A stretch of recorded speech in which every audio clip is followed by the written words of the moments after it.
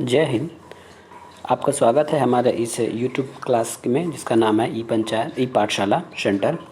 इससे पहले हमने एक आरटीआई की सारे वीडियो अपलोड कर दिए गए हैं। उस वीडियो में मैंने एक चीज़ अपडेट नहीं बता पाया था, उसमें ये है कि केंद्रीय मुख्य सूचना आयुक्त और राज्य और आयुक्त की नियुक्ति पहले 5 साल या फिर 65 वर्ष की पहले की जाती थी, जो पहले हो। लेकिन 2019 में एक अमेंडमेंट आया था, उसमें ये कहा गया है कि अब केंद्र सरकार उनकी पदावधि तय करेगी, तो ये आप लोग अपडेट कर लेंगे। उस वीडियो में जो एमसीक्यूज़ आएंगे उसमें मैं उस बात को और क्लियर कर दूंगा। तो चलिए आज की टॉपिक पर बात करते हैं। आज का विषय हमारा है महात्मा गांधी राष्ट्रीय ग्रामीण रोजगार गारंटी अधिनियम। ये भी आजीविका के अंतर्गत आने वाली एक महत्वपूर्ण स्कीम है। इससे क्वेश्चन लगभग पिछले साल हर पेपर में 8 से 10 क्वेश्चन देखे गए हैं। तो इस बार का भी इस बार का भी एक अंदाज़ा है कि हो सकता है इस बार भी इसमें 5 से 10 के बीच कोई क्वेश्चन बने। तो आज से हम महात्मा गांधी ग्रामीण रोजगार गारंटी अधिनियम की क्लासेस शुरू कर रहे हैं। इसमें हम सेंट्रल लेवल पे क्या नियम बनाया गया था, क्या अधिनियम बनाया गया था, उसके बाद जो छत्तीसगढ़ में किसकी और क्या नियम बनाए गए हैं, करंट के डाटा क्या हैं, ये सब पर हम विचार करेंगे। और इस सेशन के ख़त्म होने के बाद भी हम इसमें मल्टीपल चॉइस क्वेश्चन को हल करेंगे। तो चलिए आइए पहले तो हम इसके नाम को समझते हैं कि यह है क्या चीज़। इसमें लिखा गया है महात्मा गांधी राष्ट्रीय ग्रामीण रोजगार गारंटी अधिनियम। आपको ये बात आपको यहाँ पता चल रहा होगा, अधिनियम। जब भी अभी तक हमारे पास बहुत सारी योजनाएं चलती है, प्रधानमंत्री आवास योजना है, सड़क योजना है, मुख्यमंत्री योजना है। तो कुछ चीज़ों में योजनाएं लिखा के आती है और किस चीज़ में अधिनियम लिखा के आती है। तो इसमें बेसिक डिफरेंस क्या होता है? अधिनियम का कहने का मतलब है कि ये आपका कानून बन चुका है। राष्ट्रपति के हस्ताक्षर के बाद ये कानून बनता है। पहले क्या हुआ, इसको लोकसभा राज्यसभा में विधिवत पारित किया गया, जिसमें नियम कानून मैटर लिखे हुए हैं। उसके बाद इसको राष्ट्रपति द्वारा साइन कराया गया, तो ये अधिनियम एक कानून बन गया। अब कानून का मतलब तो आप जानते हैं कि कानून का क्या अर्थ है। योजना इससे थोड़ा सा डिफरेंस रहता है, उसमें इस प्रकार का राष्ट्रपति की साइन की आवश्यकता नहीं होती। उसमें केंद्रीय स्तर पर जो मंत्रिमंडल होते हैं वो योजना का निर्माण करते हैं, योजना बनाते हैं कि किस तरह शासन को चलाया जाए या किस तरह किसी को रोजगार दिया जाए। तो वो योजना है, शासन को जब तक लगेगा तब तक वो योजना चलते रहेगा।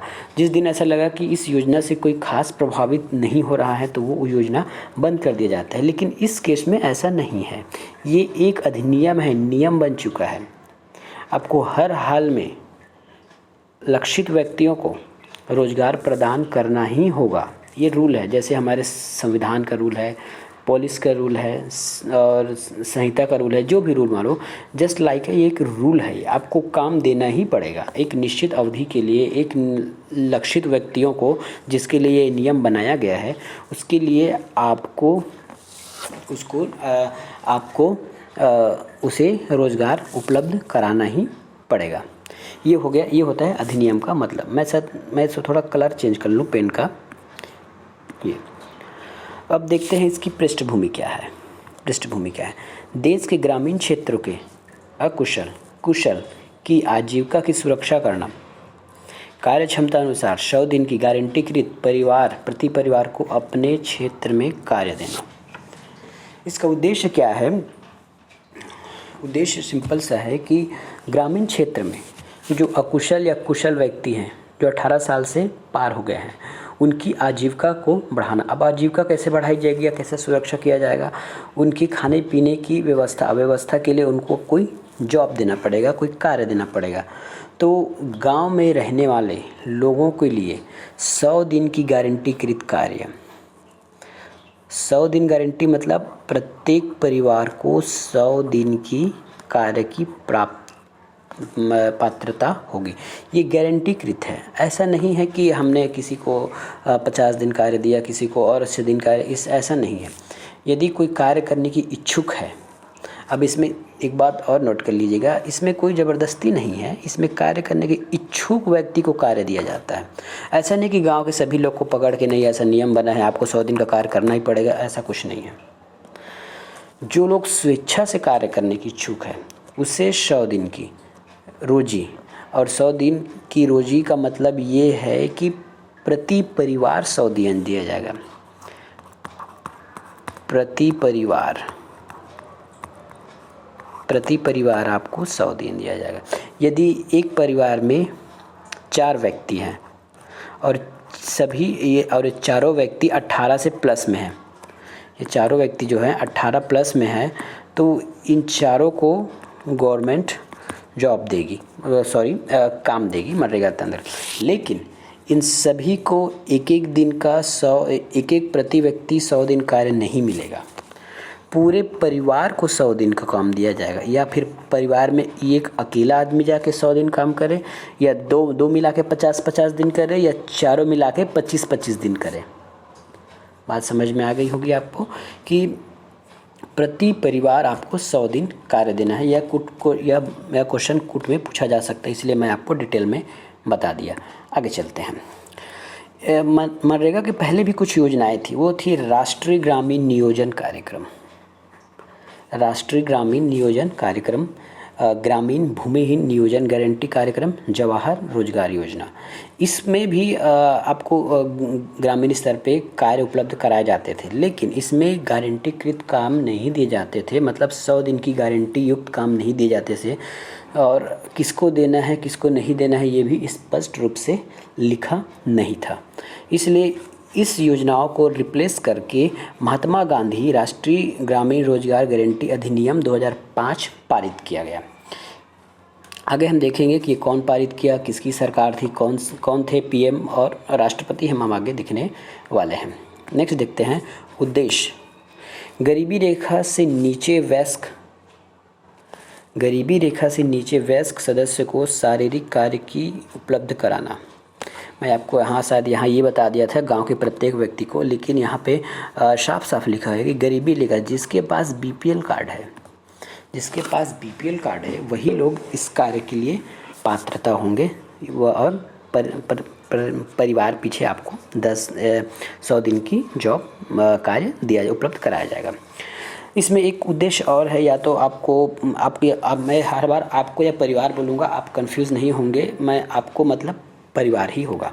तो परिवार को 100 दिन की रोज़ी, या फिर उसको यदि आप कार्य मांगे जाने पर कार्य उपलब्ध नहीं करा पाए एक निश्चित समय में, तो उसको भत्ता भी देना होगा। ये हमारा उद्देश्य है, ये इस योजना का उद्देश्य है। या तो हम आपको कार्य देंगे, कार्य नहीं उपलब्ध कराने की स्थिति में आपको एक भत्ता दिया जाएगा जिससे आपका जीवन निर्वहन हो सके। इसलिए बोलते हैं रोजगार गारंटी, इसकी गारंटी है। ऐसा नहीं है कि आपने कार्य मांगा और शासन के द्वारा प्रदान नहीं किया गया तो आप खाली हाथ बैठेंगे, ऐसा कुछ नहीं है। आप कार्य करने के इच्छुक हैं, आवेदन किए हैं, नहीं मिलेगा कार्य आपको निश्चित समय, तो आपको उसका एक निश्चित रूप से भत्ता भी प्रदान किया जाएगा। आगे चलते हैं। अब ये देखिए, अधिनियम बनाते समय कोई राष्ट्रपति रहा होगा, कोई पीएम रहा होगा, तो देखते हैं कौन होगा। राष्ट्रपति का हस्ताक्षर 5/9/2005 को हुआ था। इसका देख लीजिएगा, ये राष्ट्रपति का हस्ताक्षर है 5/9/2005, 5/9/2005। और राष्ट्रपति थे हमारे माननीय अब्दुल कलाम जी, और हमारे पीएम थे माननीय मनमोहन सिंह, जो बहुत बड़े वित्त विभाग देखने वाले हैं, अर्थशास्त्री हैं, ये हैं। अब एक जैसे हम हर अधिनियम में देखते हैं, और हर अधिनियम से क्वेश्चन बनने की आशंका रहती है या फिर आने वाला रहता है। जैसे अधिनियम में 6 धाराएं होती है, और अधिनियम में 6 अध्याय हैं, 34 धाराएं हैं और 2 अनुसूची है। अनुसूची का नाम हम आगे पढ़ेंगे कि कौन सा अनुसूची किस चीज़ का है। तो एक मोटा ये याद कर लीजिए, 6, 34, 2, 6 धारा है, 6 अध्याय है, 34 धारा है और 2 अनुसूची है। आगे बढ़ते हैं। पंचायतों की इसमें भूमिका क्या रहती है? तो पंचायतें हैं वो नियोजन एवं क्रियान्वयन एजेंसी के रूप में काम करती है। मतलब क्रियान्वयन या नियोजन, मतलब कार्य करने की एजेंसी आपकी ग्राम पंचायत है।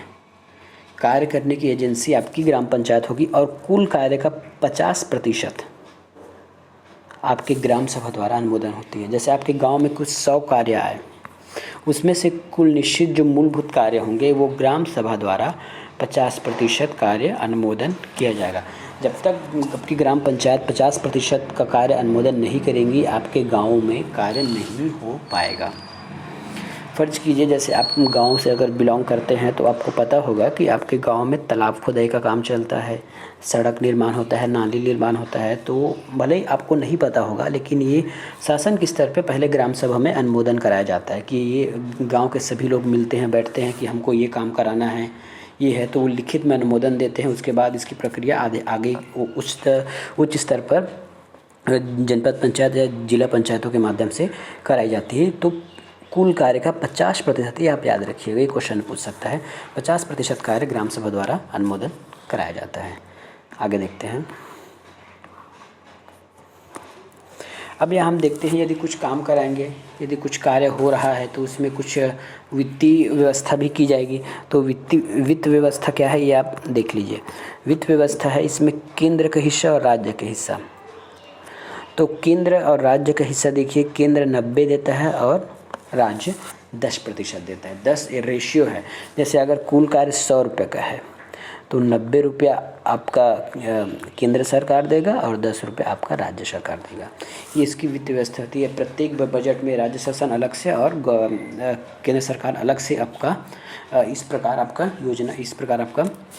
केंद्र और राज्य का हिस्सा अपना अपना हिस्सा देते हैं, जिससे आपके गांव में मनरेगा का कार्य संपन्न कराया जाता है।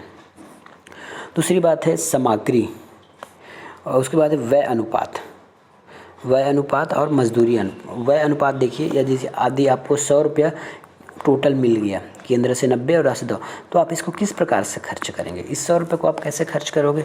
तो उसमें आपको एक मजदूरी होती है, एक सामग्री होती है। सामग्री क्या होती है मैं बताऊंगा आपको। मजदूरी, तो इस 100 रुपये का 60% आपको मजदूरी में खर्च करना पड़ेगा। अब मजदूरी में आपका क्या आएगा? मजदूरी में आएगा आपका, जैसे लेबर लगते हैं आपके यहाँ, लेबर का काम होता है ना, मजदूरों में जो लेबर काम करते हैं, गोदी की खनाई होती है, ये होती है। गांव में जितने भी आप अकुशल लोगों को श्रमिक देंगे, कार्य देंगे, उनका भुगतान आप इस 60% से करोगे। बाकी जो 40% है ये आपके निर्माण काम के लिए है। अब निर्माण काम में क्या होता है? निर्माण काम में मनरेगा के तहत आपके वन लगाना है ना, वृक्षारोपण का कार्य किया जाता है, डैम बनाने का कार्य किया जाता है, आवास कुछ दिशाओं में आवास बनाने का कार्य किया जाता है। तो ये आप वृक्षारोपण करेंगे, डैम बनाएंगे और कुछ आवास वगैरह या फिर शौचालय बनाएंगे, उसमें भी तो काम का हिस्सा उसमें भी तो व्यय होगा। उसमें भी तो आपको मटेरियल लाना पड़ेगा, राड छड़ गिट्टी रेती। और वन अगर आपको वृक्षारोपण करना है तो आपको पौधे कहीं से क्रय करना होगा, आवास करना होगा, तो और कहीं से रेती सीमेंट बालू ये सब खरीदना होगा। तो उस कार्य के लिए इस कार्य के लिए आप 40% की राशि आप सामग्री के लिए खर्च कर सकते हैं। ये था आज का हमारा इंट्रोडक्शन पार्ट। आने वाले वीडियो में हम इसके आने वाले वीडियो को और देखेंगे। यदि वीडियो आपको पसंद आ रहा है तो ज़रूर इसको लाइक करें। एक और पार्ट बच गया है, इसको देख लेते हैं। ये है 2013-14 से, ये वैसे आगे का पार्ट है, इसमें लिखा है तो आपको बता देता हूँ। केंद्र सरकार हमको 100 दिन की रोज़ी की गारंटी देता है, लेकिन हमारा राज्य सरकार छत्तीसगढ़ 50 दिन एक्स्ट्रा देता है। और ये आपके लागू हुआ है 2013-14 से।